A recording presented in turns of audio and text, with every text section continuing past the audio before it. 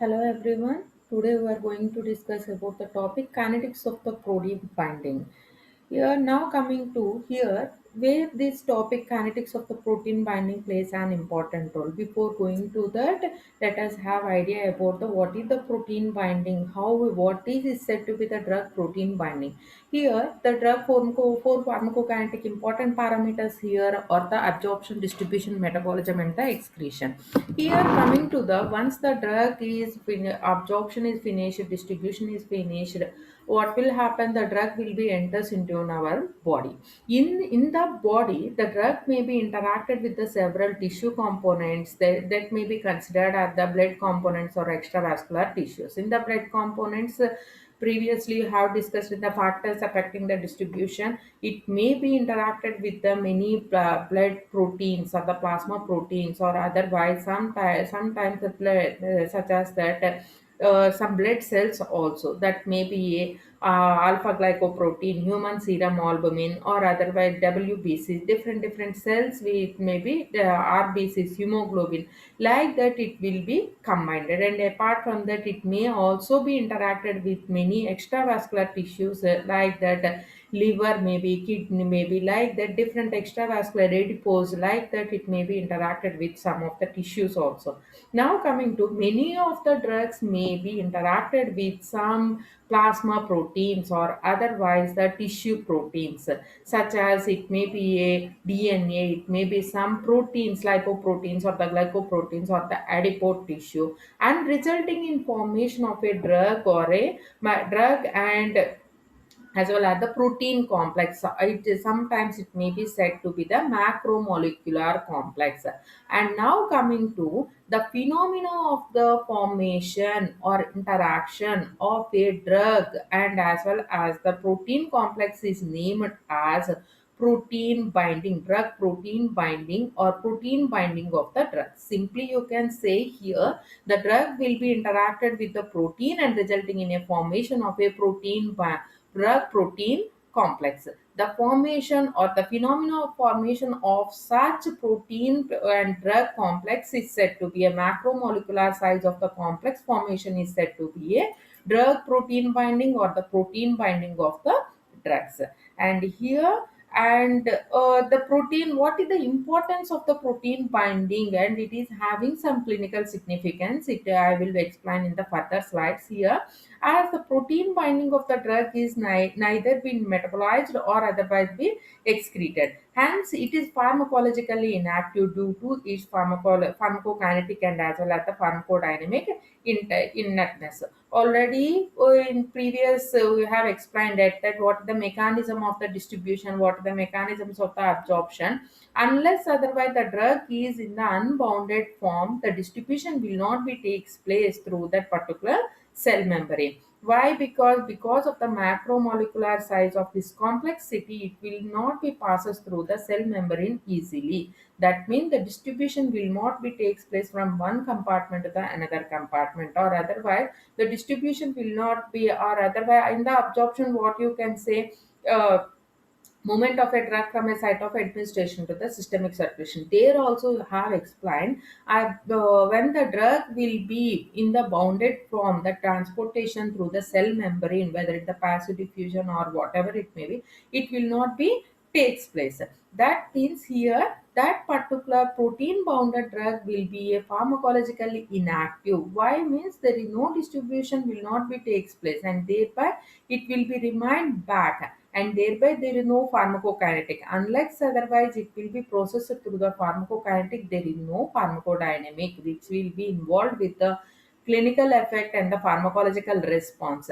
That's why it is said to be the protein bound drug is the pharmacokinetically and pharmacodynamically inert. Some of the advantages also there, when the drug will be having a protein bounded drug, it will be remain back in our body for a longer period of the time, and it will be gives that longer half life. When the longer half life, longer residence time in the in our body, and thereby more and more therapeutic action. The here lie in majority of in the cases it is said to be the pharmacologically inactive. And here that protein and the drug, we protein plus drug, and here it resulting in a formation of the protein bounded drug complex. And here in the majority of the cases this protein bound drug complex should be a reversible binding should be there. If it is irreversible, it indicates that it may resulting in the toxic effects. It should be a reversible form of that complex formation should be there. In some times that protein binding may be a intracellular binding will be there. In some cases the extracellular binding will also be there. And here the mechanisms of the protein binding, as I said, that binding of the proteins will be generally maybe a reversible binding or otherwise the irreversible binding. That means generally that whatever when it is a reversible binding, as I discussed earlier, here it should be a in most of the cases it is always recommendable that reversible binding is recommendable. Why means it is irreversible once the binding the drug protein is get binded to that particular drug, the drug will not be, if dissociation is not takes place, what will happen, there is no absorption, there is no distribution, and moreover the drug will be remain back at the site of administration. In some cases the drug will be remain back in the plasma concentration only, and thereby it may be leads to the accumulation of the drug for a longer period, and finally it may lead to the tissue toxicity. And now coming to the reversible binding will be generally takes place through these particular bonds. That means hydrogen bonding and hydrophobic bonding, and as well as the ionic bonding and the van der Waals forces. These are the forces which will be resulting in a reversible type of that particular binding. And irreversible binding, which will be very rarely and it will be commonly takes place through that particular covalent bonds only. And here it is not that much recommendable, and it may leads to that carcinogenicity and as well as the tissues or toxicity also. And simply you can say hydrogen bonding, van der Waals forces, ionic forces, all these are responsible for the reversible binding, and most of the cases this reversible binding is suitable for that particular in order to achieve a successful therapy, whereas the irreversible binding which may lead to that particular tissue toxicity.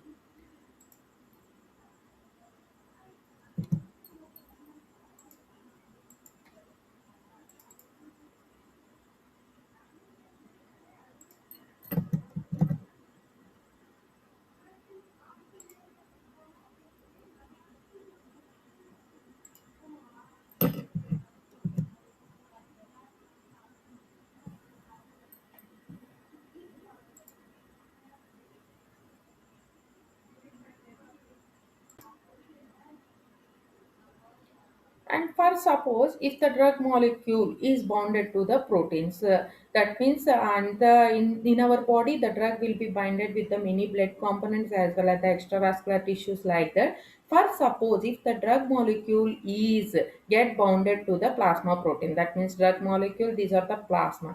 If you see here the drug molecules without bonding will the drug molecules with the protein bonding you can see here, and the drug molecule that protein free, that means drug free proteins, that means free protein can also be seen. In such cases that particular kinetics of that particular protein binding can be explained with some equations.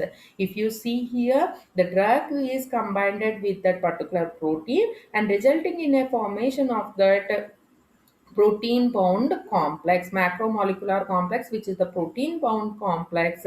And here the rate of that particular association of this drug along with the protein in order to result a protein bounded can be given by that rate constant, which is said to be the Ka, which is a association constant. And the similar manner that whatever the complex which is formed fit the reversible binding, in the similar manner dissociation of the protein bounded and a protein and drug will be takes place and resulting in a formation of the free drug and as well as the protein. That means it indicates that in the body the drug may be presented as a free drug and as well as the free protein, and as well as the protein and as well as the drug complex will be remain back, and that means the protein and as well as the drug complex may be present, and in some cases the protein will be bounded along with the drug will be present. In the similar manner, free protein will also be present and the free drug will also be present. Now coming to the kinetics of the protein, and the dissociation can be better explained by the rate equation, which is the kd, dissociation constant. And here now coming to the kinetics, is what is that particular kinetics of the protein binding. The kinetics of that particular reversible protein binding is the simple binding site, where the when the P is represents as the protein and D is represents as the drug in the, and it can be better explained by the law of mass. Applying that law of mass action, the protein is bounded with the drug and as well resulting in a formation of the protein drug complex, or otherwise you can written as P plus D reversible equation PD. And upon applying that law of mass action to that equation 1, the association constant can be given by the ratio of the total concentration of the protein and drug complex to that of the concentration of the individual reactant. That means here what is the kinetics of the protein binding means, it can be simply given by the reversible binding of the simple protein with a simple drug. And according to the law of mass action, that equation can be given by protein plus drug upon the reversible reaction protein drug complex of the drug protein complex, and PD is equal to P plus D, that individual free protein plus individual free drug, and reversible reaction, it will be reversible binding, it will be gives that total protein drug complex. And Ka, which is the association constant, that means association of a free protein with a free drug, can be upon the law of mass action can be given by the equation, which is the ratio of the molar concentration of the total concentration of that particular complex of protein and the drug to that of the individual reactants of the concentration of the protein and individual concentration of the drug.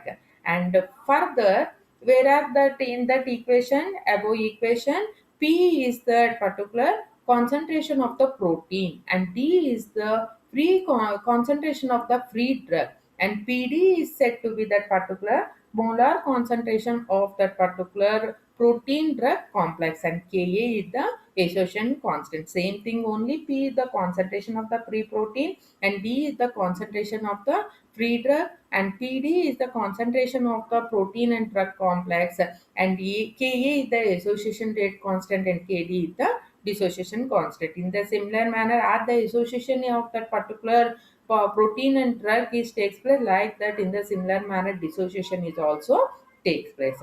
And here the extent of the protein drug complex formed is depending upon the association binding constant of the Ka. If the magnitude of that particular association is takes place more and more, it indicates that particular drug and protein binding will also be more and more. And drug strongly bonded to the protein will have a larger Ka. If that particular binding is takes place very strongly, that indicate that association will be more and more, and exist mostly as the protein drug complex for a longer period of the time.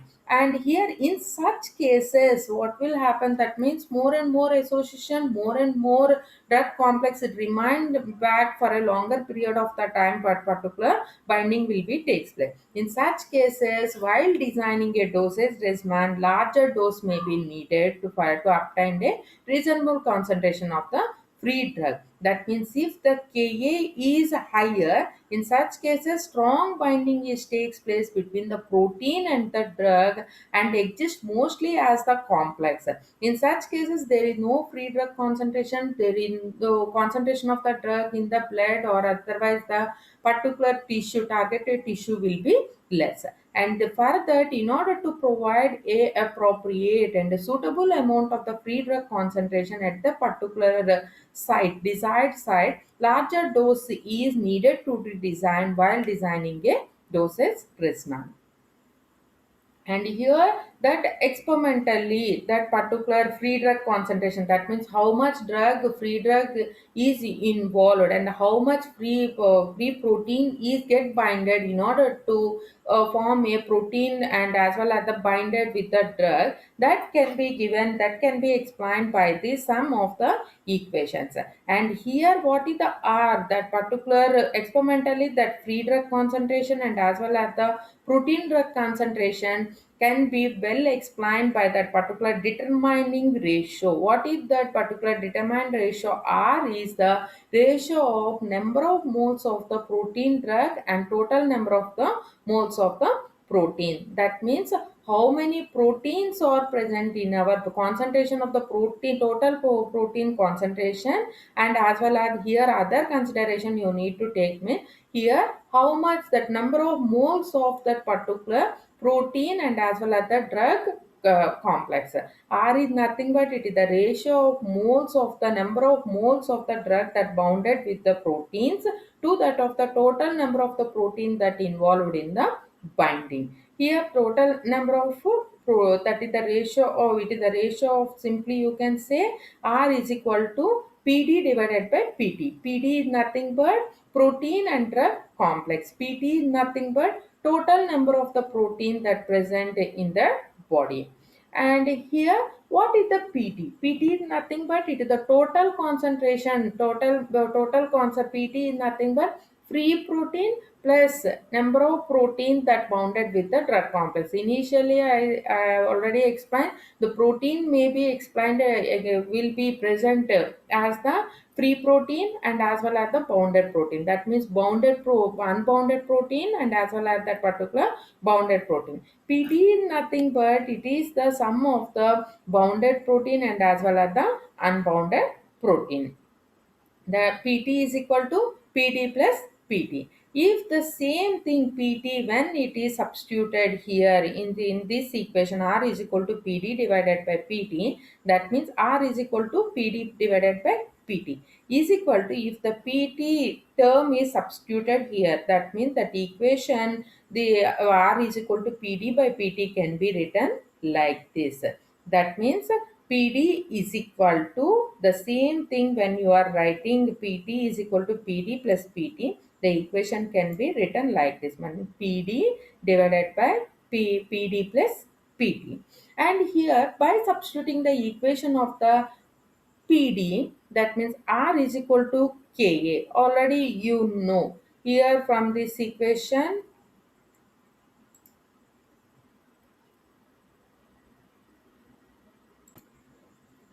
And by substituting that value of PD is nothing but, here if you see that PK is equal to PD divided by pre protein concentration and free drug concentration. By rearrangement, PD can be written as PD is equal to Ka into pre protein concentration and the pre drug concentration. The same thing when PD is substituted with the term of Ka, the product of the association constant and along with the free protein and the free drug concentration. The same thing when you are substituted here, that equation 5 can be written as the equation 6.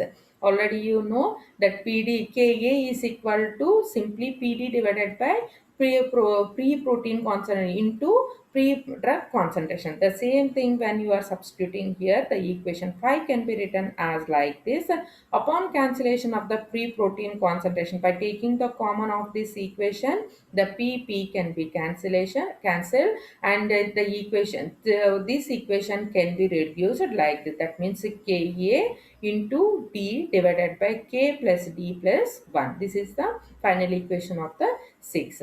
And here that whatever the equation, earlier equation only, this thing only, but here that equation, that means that molar, that ratio, that determined ratio of number of how many moles of the protein is reacted with in order to form a protein drug complex, a successful protein drug complex.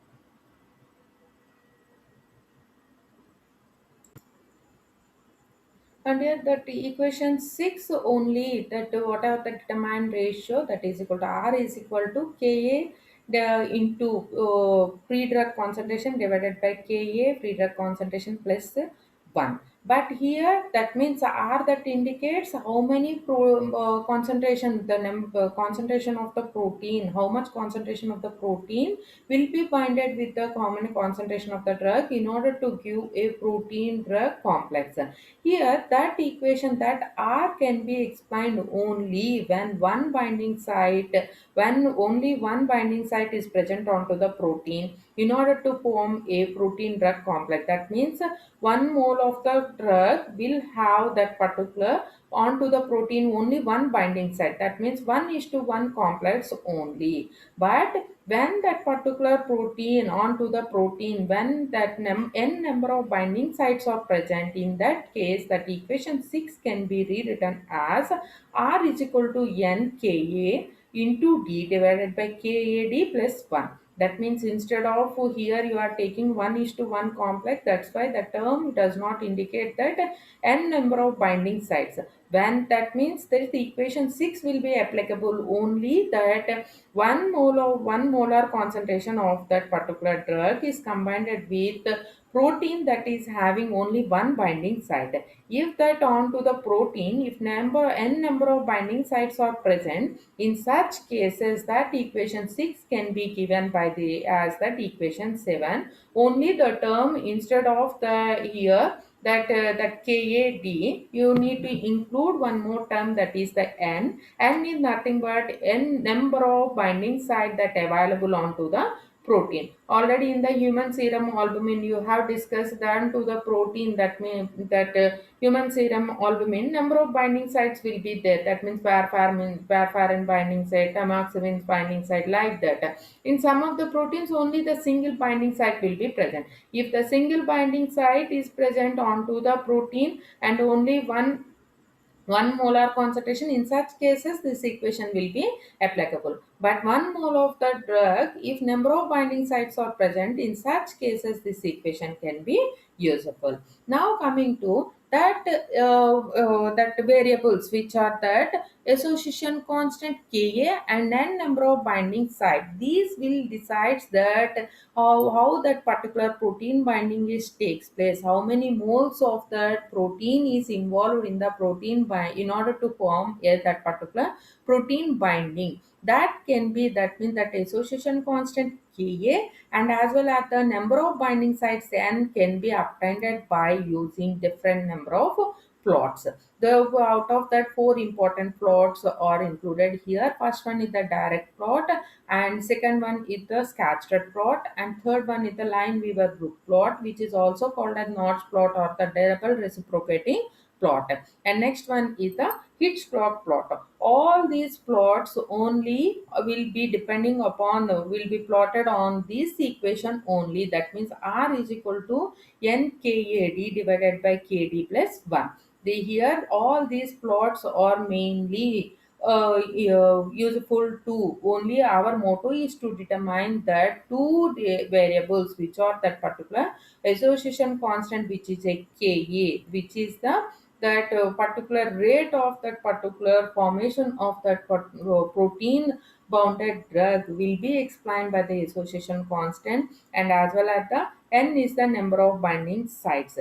If you determine this Ka and as well as that particular number of binding sites, you can easily decide at that particular protein binding, which will be explained by these four plots. These four plots will be drawn on depending upon this equation only. On basis of this consideration of this equation, R is equal to NKD divided by KAD plus 1. All these plots will be plotted. Coming to this is the first plot. Here that a direct plot of R versus D. That means this is the equation you are considering that R and as well as the D. By taking that these terms, that means R on the y-axis and D on the x-axis. That means these two variables, out of this variable, free drug concentration on the x-axis and as well as the that particular ratio R on the y-axis. It will be the our motto is to determine that N, which is the number of moles of the protein binding sites onto the protein, and whereas that Ka is that particular association constant. How can you determine that? By direct plotting that R on the y-axis and D on the x-axis, and it will be that plot of the direct plot will be explained in the three regions. That means first order kinetics, mixed order kinetics, and the zero order kinetics.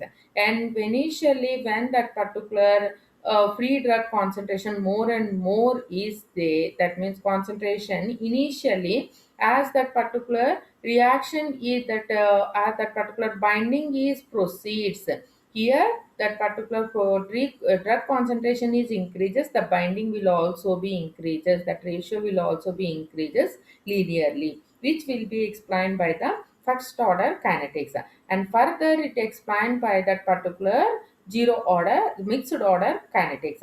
And further when that all the binding sites are get saturated with all that particular free drug concentration, and that at that time it reaches the zero, which will be explained by that particular zero order kinetic once that it will be reaches the plateau. That means whole graph is explained by that non-linear kinetics. It does not use any linear kinetics.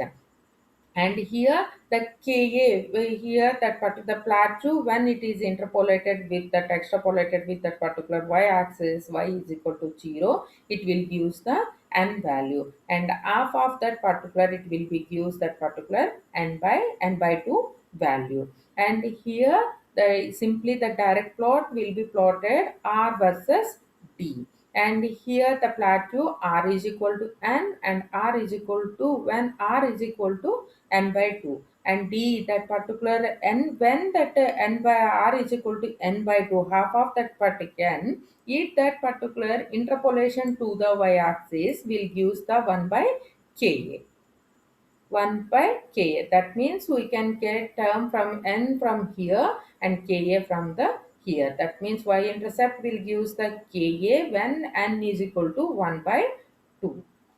And whole direct plot can be explained by there is no linear kinetics. It can be explained by the non-linear kinetics, which will be involved the first order kinetics and as well as the mixed order kinetics and as well as the zero order kinetic. Because of this non-linearity, further it can be in order to get the linear curve, it can be explained by the further plots, which is the scratched plot. Here, in order to give that particularly, in order to determine the Ka association constant, in order to determine the number of binding sites, binding consonants onto that particular protein, here another plot used is that particular scattered plot. How it will be? Upon the this is the equation 7, R is equal to NKAD divided by KAD plus 1. Upon the rearrangement, when you are rearranging this equation this side, upon the multiplication what you will get, r into 1 R plus R into KAD, RKAD you will get, and is equal to NKAD. Upon when this term will be get from that rearranged onto the right hand side, it will be gets the equation. and here upon dividing the with the d on the both sides, further that equation can be written, finally that equation can be written like this. That means r by d is equal to nka minus rka. And upon the plot of that, when the graph is plotted taking r by d versus r, we can get a straight line with a slope and as well as the intercept. Same thing only when that r by d. How can you get means upon the rearrangement of the equation and upon that particular doing some calculation. Okay, first here when that right side whatever the denominator, you need to get this side left hand side. Upon that upon the multiplication everything you will get this equation. When this term rkad, when that whatever it will onto the left hand side, when you are getting onto the right hand side, and when you are dividing the with on both sides with the d, you finally you will get this equation like this. And upon plotting a graph r by d versus d, we can get a plot with a linear straight line with the y-intercept of that particular nka and slope of the ka, and where the x-intercept will use that particular value of the n.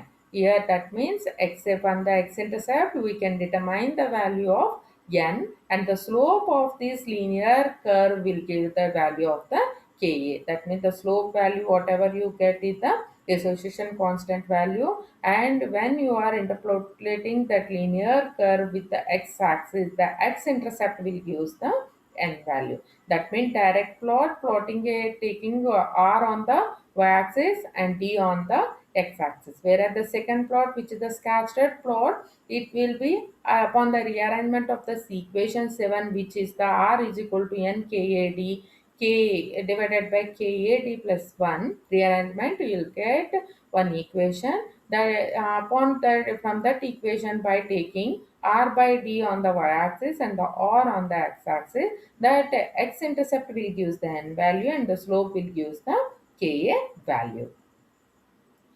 Now coming to next one is that particular which is said to be that particular line weaver blue plot or that notch plot. How can you draw this line weaver blue plot or otherwise the notch plot, which is also called as double reciprocating plot? Only thing that equation 7 is this thing. Upon that reciprocating this equation, we will get this equation like this. That means 1 by r is equal to 1 by nkad plus 1 by n. Only thing here whatever the equation will be there, simply reciprocating reversing that equation. Obviously what will happen, so 1 by r is equal to 1 divided by nkad plus 1 kad divided by nka. When d and d will be cancelled, obviously what will get, 1 by r is equal to nka uh, 1 sorry n by d plus 1 by n d, when that nka d, and finally the equation can be written like this: 1 by r is equal to 1 divided by nkd plus 1 by a. Whatever the d will be cancelled. Now coming to our, finally our motto is to determine the ka and n, number of binding site onto the protein and as well as the association constant. From this equation, by taking 1 by r onto the y-axis and 1 by d onto the whatever this thing 1 by d onto the x-axis, that the slope value will give the value of 1 by nka, and the n whatever the n value you can get from the y-intercept. The y-intercept value will give the 1 by n value. Again by reciprocating you will get directly that n value. That n value when you are substituting in the slope value, you can get easily that ka value. Simply reciprocating that equation 7, and finally that equation 7 can be written like this: by taking 1 by r onto the y-axis and versus 1 by d onto the y-axis, the y-intercept will give the 1 by n value and slope value will give that particular n 1 by 1 divided by nk value. By substituting the n value here, we will get the ka value. Same thing only, the plot of 1 by r versus 1 by d yields the straight line with the slope of 1 divided by nka, and y-intercept will use that particular n by a. And last plot is the Hitchcock plot. How that particular Hitchcock plot can be plotted. Here, upon rearrangement that equation, again that equation 7 only. What is the equation 7? R is equal to nka d divided by ka d plus 1. By taking this equation, upon the rearrangement, you can write this equation like this, and dividing onto the both have both sides with a common term, that is the k n k a, that will be gives this equation d by r is equal to 1 divided by nka plus d divided by n. Simply for this term you need to divide both sides with the nka. Obviously what will happen, this nka and in the division denominator nka will be there. This nka and this nka will be cancelled, and thereby d by r. The same thing only, 1 divided by nka this term, and here k here what will happen, nka, the k divided by nka. Obviously what will happen, if this can be multiplied, and thereby here finally by taking this, the plot of d by r, whatever it may be there here on the y-axis and d on the x-axis, it will yields a straight line with a slope of 1 by n with the intercept of that 1 divided by nk. The same plot only here, again that linear plot, which is that particular from this equation d by r onto the y-axis and d on the x-axis. The intercept will use that particular 1 divided by nka, and the slope value will get that particular 1 by 10. The same thing, the plot of d by r versus d yields a straight line with a slope of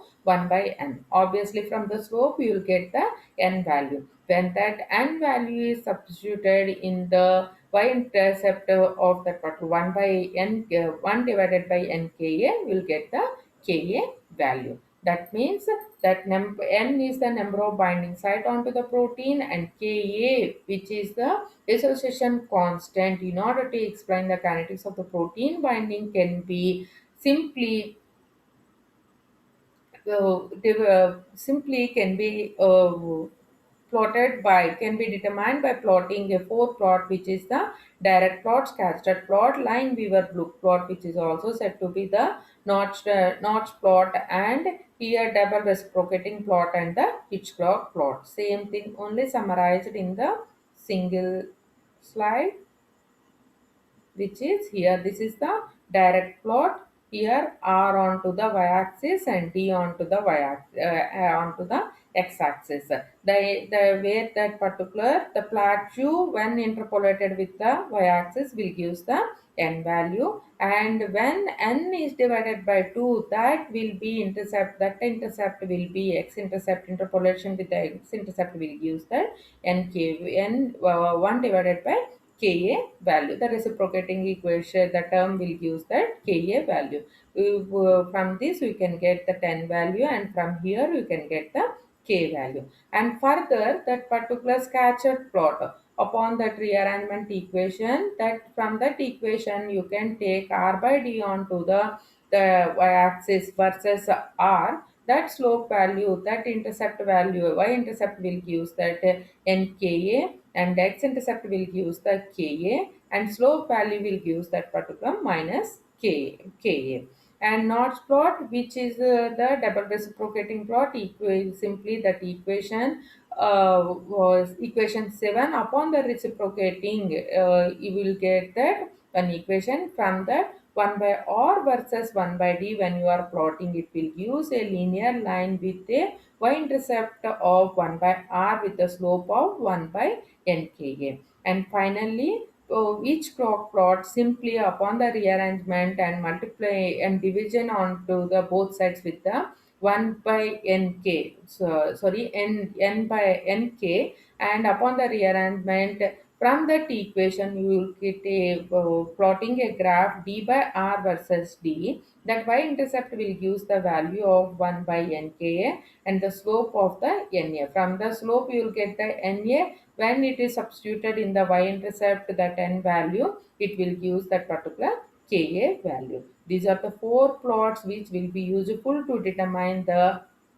n number of binding sites which involved in that particular protein binding complex and as well as the dissociation constant.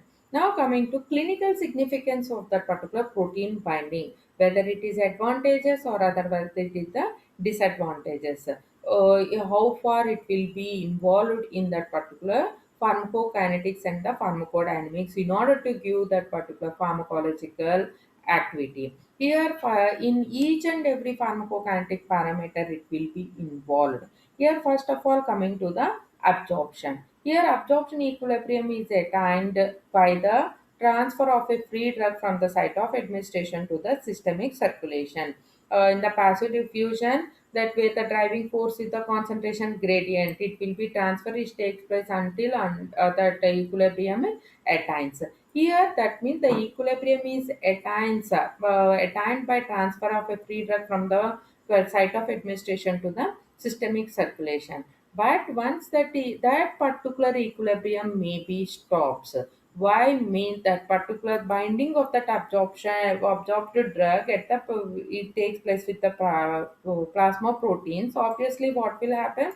There is a decreasing in that particular free drug concentration will be takes place. That will be leads to the shrink conditions, and the concentration gradient are re-established, which now acts as the driving force of that particular further absorption.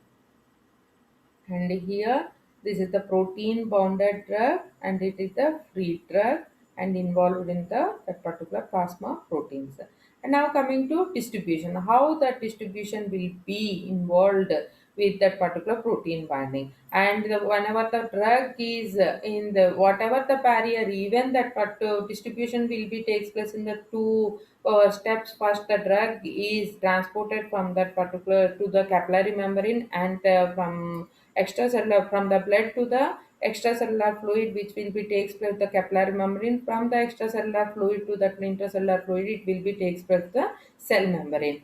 Almost all the drug, whether the lipophilic, hydrophilic, or whether it is that particular polar or the non-polar, whatever it may be, except protein-bounded drug, each and every drug will be what type of the drug molecule, macromolecular side, whatever it may be, it will be easily passes through the capillary membrane. Only protein-bounded drug, because of the complexity in the size, it will be restricted at the capillary membrane itself. Apart from that, highly that protein-bounded drug and they will be particularly does not crosses through the blood-brain barrier and as well as the placental barrier. And thereby what will happen when there is the distribution is not takes place, and thereby protein bounded drug will be responsible for decreasing the distribution such type of the drugs to the such type of that particular components.